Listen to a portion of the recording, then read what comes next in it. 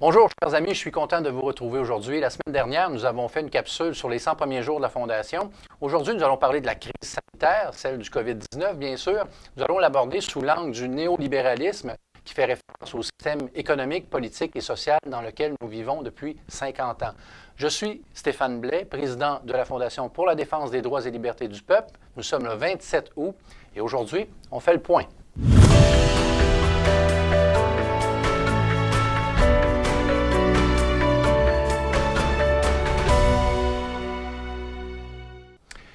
Alors, avant de mettre la table sur le système qui a permis de mettre en place les mesures qui ont restreint les droits et libertés des citoyens dans le cadre du COVID-19, j'aimerais faire référence à un document qui a été produit par la Fondation Rockefeller en 2010.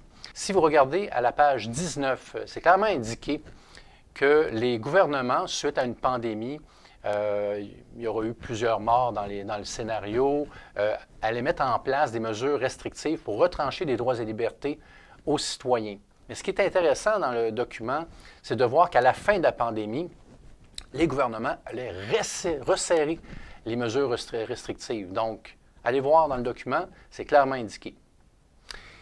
9 ans plus tard, soit en 2019, un événement était survenu, on l'appelle Event 201. Event 201, c'est un scénario catastrophique, si on veut, lié à une pandémie qui a été sponsorisé par le World Economic Forum, l'Université Johns Hopkins et aussi la Fondation Bill and Melinda Gates. Ça a permis de formuler des recommandations, 7 recommandations. Je vais aller rapidement sur les recommandations, je vais en choisir 2. La recommandation numéro 4 était à l'effet que les gouvernements devraient supporter la fabrication et la distribution de vaccins de façon massive.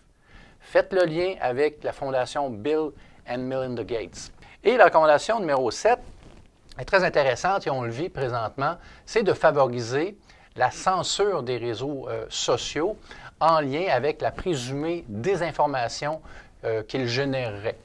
Donc, bien sûr, on met en contribution les Google, les Twitter et les Facebook de ce monde. Également, le support aux médias traditionnels est favorisé dans les recommandations dans l'Event 201. Et on recommande aux directions de santé publique de suivre les recommandations de l'OMS, l'Organisation mondiale de la santé. Alors, les mesures qui prévalent, juste avant de parler de néolibéralisme, on a vu qu'au Québec, on a été confiné. Il y a eu des fermetures de commerces, des commerces jugés essentiels, d'autres non essentiels. On a fini par avoir la distanciation sociale, le port du masque à l'intérieur des commerces. Maintenant, le port du masque imposé aux étudiants, les plexiglas autour des pupitres des étudiants, et j'en passe.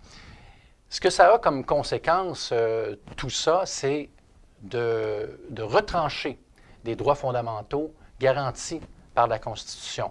Maintenant, ce qui a aidé une élite qui semble vouloir transformer le citoyen en objet productif, ce qui a aidé tout ça, c'est vraiment la mise en place depuis 50 ans d'un régime, d'une doctrine qu'on appelle le néolibéralisme. Alors, qu'est-ce que c'est que le néolibéralisme?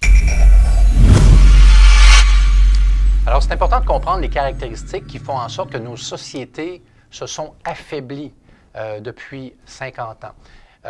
Et le néolibéralisme a contribué justement à l'affaiblissement du tissu social et du tissu économique de la classe moyenne. Pourquoi? Première étape, délocalisation de la production vers le tiers-monde, des sociétés occidentales vers le tiers-monde. Ça permet aux multinationales de pouvoir exploiter une main-d'œuvre à bon marché et ne pas respecter le droit du travail, bien sûr. Deuxième point, la privatisation des sociétés publiques a eu lieu massivement depuis les années 70. Également, la privatisation des dettes publiques. Alors, qu'est-ce qui s'est passé? Depuis les années 70, les pays occidentaux ont cédé leur souveraineté monétaire à des intérêts privés. Donc, ce sont les banques privées qui désormais financent les déficits publics. En réalité, ce qui était fait avant, c'est que les banques centrales finançaient les déficits publics et les citoyens se trouvaient payer des intérêts à des organismes qui leur appartenaient. Donc, c'est comme si, en réalité, ils ne payaient pas d'intérêts. Depuis 1974, on paie des intérêts à des banques privées.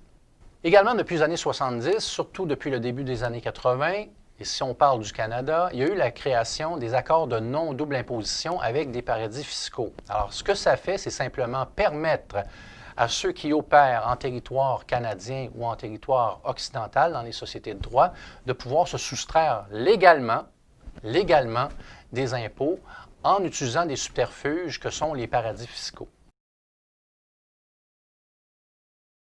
Bien entendu, pour les multinationales, il y aura toujours des subventions disponibles pour la création d'emplois. Alors, ces multinationales reçoivent l'argent des contribuables tout en étant capables de se soustraire du fardeau des impôts en utilisant les paradis fiscaux. On a vu se resserrer depuis quelques années, surtout depuis les années 70 avec l'opération Mockingbird, on a vu se resserrer le discours des médias, un discours qui va souvent à sens unique et qui est en faveur des thèses gouvernementales en place. En utilisant les médias, les politiciens, bien sûr, vont véhiculer depuis les années 70 un discours d'austérité qui incite les gouvernements à faire des coupures et à hausser les impôts et à mettre le fardeau de tout ça sur le dos de la classe moyenne. Dans le cadre du néolibéralisme, bien sûr, la démocratie représentative joue en faveur du système néolibéral. Pourquoi? Simplement parce qu'on préconise le carriérisme politique. Et qui dit carriérisme politique dit qu'on favorise les intérêts personnels des politiciens qui souvent vont favoriser ceux qui veulent les maintenir en place, soit les grands possédants, les oligarques. Finalement, le système monétaire en place joue un rôle important avec l'avènement du néolibéralisme. C'est la fin de l'étalon or qui supporte la monnaie. On tombe en mode fiat monnaie ou monnaie fiduciaire. Et cette monnaie fiduciaire-là, qui est créée à partir de rien par les banques privées, se trouve à être de la dette monnaie. Et cette dette monnaie-là est en faveur du système bancaire privé. Et tout ce système-là force une croissance économique qui est à l'infini. Et bien sûr, les ressources sont limitées. Alors, il faut revoir ce système-là et ce système-là, en place, aide justement à asservir la population. Alors, parmi les caractéristiques du néolibéralisme, 3 éléments, à mon avis, nécessitent l'attention de la population. Le premier élément, c'est la création monétaire ex nihilo par les banques privées, donc création de monnaie par l'émission de dettes qui portent intérêt. Alors, sur la création monétaire ex nihilo, je vous recommande fortement un livre qui s'intitule « Petit cours d'autodéfense en économie ». C'est un livre qui a été écrit par l'économiste canadien Jim Stanford, qui est un économiste de réputation internationale. Le deuxième point, c'est la signature des accords de non-double imposition avec des paradis fiscaux signés dans les années 80 par le gouvernement du Canada avec différents paradis fiscaux. Et le troisième, c'est l'absence flagrante de référendum d'initiative populaire dans notre présumée démocratie. Le troisième point est fondamental et c'est vraiment un point sur lequel les citoyens doivent absolument s'arrêter. C'est-à-dire que on se doit, comme citoyen, d'avoir des référendums d'initiative populaire pour bloquer les décisions gouvernementales qui, trop souvent, vont dans le sens des intérêts des oligarques qui les maintiennent en place. Donc, on pourrait, avec ce type de référendum-là, initier des pétitions, débattre et par la suite trancher par référendum d'initiative populaire. Donc, dans le cas d'un projet de loi comme le projet de loi 61, nous aurions pu avoir justement une pétition qui nous permet de débattre et par la suite, il est vraisemblable que le peuple aurait repoussé ce type de projet de loi. Donc, ce qu'on peut comprendre, c'est qu'on est présentement dans un système dans lequel l'humain est rendu un outil de production au service d'une minorité qui profite de la population. Alors, ce qu'on veut, nous, c'est vraiment de créer un éveil collectif par la connaissance, comme nous le faisons présentement. Et le but, c'est de se responsabiliser, être dans l'action et recouvrer les outils qui vont nous permettre de reprendre notre société et de redevenir des humains qui ont le goût d'avoir un avenir lumineux pour leurs enfants. Chers amis, ça a été un plaisir aujourd'hui de vous présenter cette capsule et je vous dis à la prochaine.